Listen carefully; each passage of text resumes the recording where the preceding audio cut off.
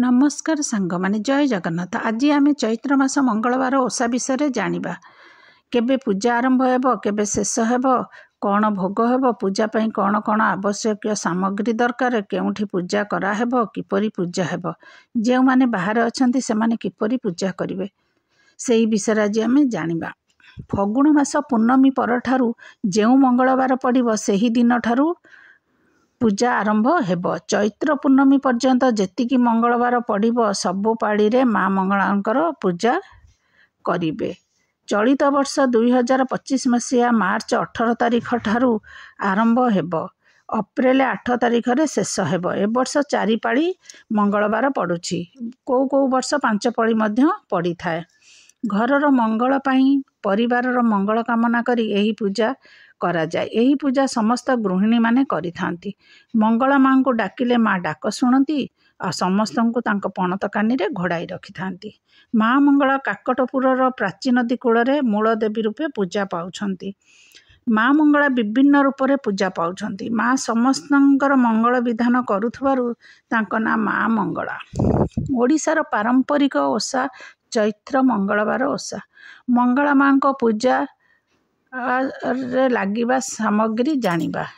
प्रथमे कलश पाई कलश, आंबडाल, पैड़, कलश उपरे देबा पाई वस्त्र नले करिया खंडे, कलश भितरे गुआ पैसा पकाइबे, गंगा जल टिके देबे, दुब बरकोली पत्र माँ देबे। माँ को पाई गुआ, नाली कपड़ा, नाली शंखा, सिंदूर, चंदन, दीप, धूप, फूल, दुब बरकोली पत्र, बेलपत्र इत्यादि आनिबे। माँ को नाली फूल रे बहुत पसंद, तेणु तांकर मंदार फूल, नाली मंदार बहुत प्रिय। भोग पाई नड़िया, कदली, अन्यान्य फल, दही, महू, गुड़, घी, क्षीर, उखड़ा, छेना इत्यादि भोग लागिबे। एबे पूजा किपरि करिवे। पूर्व काल रे जेतेबेले लोकमानंक उपरे विपत्ति पड़े कि किए बेमार पड़े, लोक माने माँ को डाकती। माँ को से माने तांको सरल मन सरल विश्वास रे पणाटिए पूजा पाई जाची दउथिले आ पणा पूजा करुथिले। चैत्र मास मंगलवार पूजा बाटरे होई थाए। घरर बाहर बाटरे पूजा करा जाई थाए। बाटरे पूजा हुए बोली तांको पंथेई कुहा जाए। बाट मझिरे गात खोली मंडल काटी जाती, सेही मंगला माँ को पूजा करि थांती। माँ मंगला हेउछंती आद्या शक्ति। माँ मंगला ग्राम देवी भावे ग्राम मानंकरे विभिन्न रूप रे पूजा पाई थांती। विभिन्न ग्राम रे विभिन्न रूप रे पूजा पाती। बाट मझिरे माँ मंगला पूजा पाई गात खोली मंडलटिए काटिबे, गोलाकार बा चारिकोणिया खोलिबे, ताकू मंडल बा पंथेई कुहा जाए। सही जगह को भल भाबरे लिपा पोछा करिदेबे। सही स्थान को गंगा जल रे पवित्र करिवे। सही स्थान रे पंचवर्णर मुरुज पकेइकरी विभिन्न फूल आंकिबे। माँ मंगला को स्मरण करी माँ को आवाहन करिवे। प्रथमे बाम पटे कलश बसाइबे। कलश तले धान नहले चाउल देबे। कलश रे पानी देबे। पानी भितरे पैसा गुआ पकाइबे, गंगा जल टिके देबे। तापरे 5 पत्र थिबा आंब डाल रखिबे, ता उपरे पैड रखिबे। वस्त्र भाबे कपड़ा नहले करिया देबे। चंदन सिंदूर अर्पण करिवे। दुब बरकोली पत्र मंदार फूल कलश उपरे देबे। पंचदेव को आवाहन करी कलश स्थापन करिवे। तापरे हलदी पानी रे गुआ को धोई माँ मंगला को स्मरण करी गुआटे को सेही मंडल भितरे रखिबे।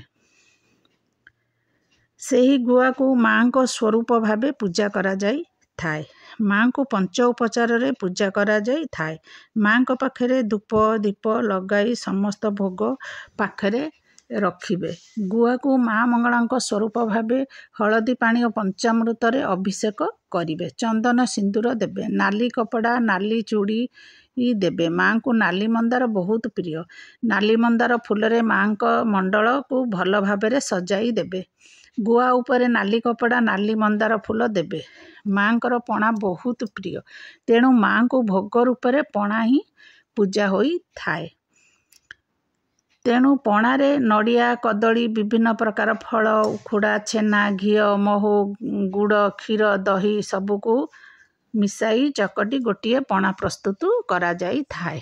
सेही पणा माँकर पूजा होई थाए। ସେହି ପଣା ପ୍ରସ୍ତୁତ କରି ମାଙ୍କ ସ୍ୱରୂପ ଗୁଆ ଉପରେ ପଣାକୁ ଢାଳିବେ। ମା ମଙ୍ଗଳା ସେହି ପଣାକୁ ଗ୍ରହଣ କରିଥାନ୍ତି। ମାଙ୍କର ଏହି ପଣାକୁ ଚଇତି ପଣା କୁହାଯାଏ। ଚଇତି ପଣା ଦେଇ ମା ମଙ୍ଗଳାଙ୍କୁ ସନ୍ତୁଷ୍ଟ କରନ୍ତି। ବେଲପତ୍ରରେ ପଣାକୁ ଭୋଗ ଲଗାଇଥାନ୍ତି। ଯେଉଁମାନେ ବାହାରେ ଅଛନ୍ତି, ବାଟ ମଝିରେ ପଣା ଦେଇପାରିବେ ନାହିଁ, ସେମାନେ ଘରମାନଙ୍କରେ ଫଟୋକୁ ଶୁଦ୍ଧିକରଣ କରି ଚନ୍ଦନ ସିନ୍ଦୁର ଦେବେ, ଫୁଲ ଦେବେ, କଳସ ସ୍ଥାପନ କରିବେ, ପଣା ବନାଇ ମାଙ୍କୁ ପୂଜା କରିବେ। ଚଉରା ମୂଳେ ପଣା ଟିକେ ମାଙ୍କୁ ସ୍ମରଣ କରି ଢାଳିବେ। ପଣା ଭୋଗ ଲଗାଇ ନିଜେ ପାଇବେ, ପଣା ଅନ୍ୟ ସମସ୍ତଙ୍କୁ ଦେବେ। ଏହିପରି ମା ମଙ୍ଗଳାଙ୍କର ପୂଜା କରିବେ। ଜୟ ଜଗନ୍ନାଥ। ନମସ୍କାର।